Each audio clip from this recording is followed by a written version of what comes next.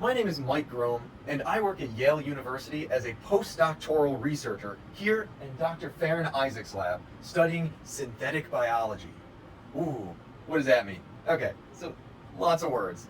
Synthetic biology is essentially taking natural systems, like plant or bacterial cells, and treating them like machines, where we can re-engineer them to fulfill human needs. Like engineering cells to produce drugs, kind of like the way cows produce milk. Now, what is a postdoc? Well, to become a scientist, we go through about 4 years of undergraduate classes, this is after high school, in order to learn science. Then we do about 4 to 6 years of research training in an actual lab to learn how to do science.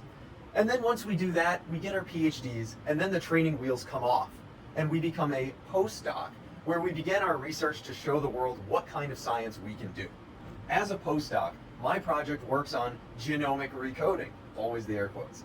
If a cell is like a computer, standard genetic engineering is like installing new software to give the cells a new function. Well, genomic recoding is more like reprogramming the whole computer and rewiring its hardware, basically to turn a Mac into a PC.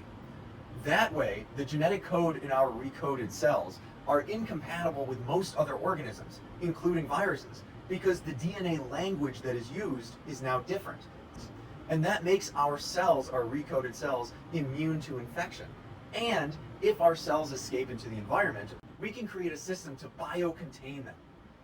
Kind of in a way like Jurassic Park, but better, where we make our organisms dependent on a synthetic compound that we have to feed them.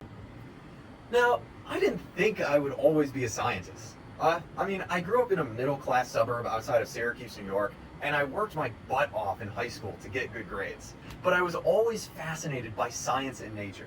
And while it took me a while to actually try research, I ultimately did, and I really enjoyed it. If you can, absolutely try your hands at research in undergrad or even high school.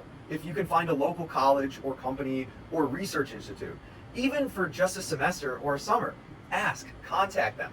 See if you can train with them. Just do an internship. It'll be so worth it to find out what you like early on. Now, I started really late. I didn't know I wanted to do research until really my senior year of college.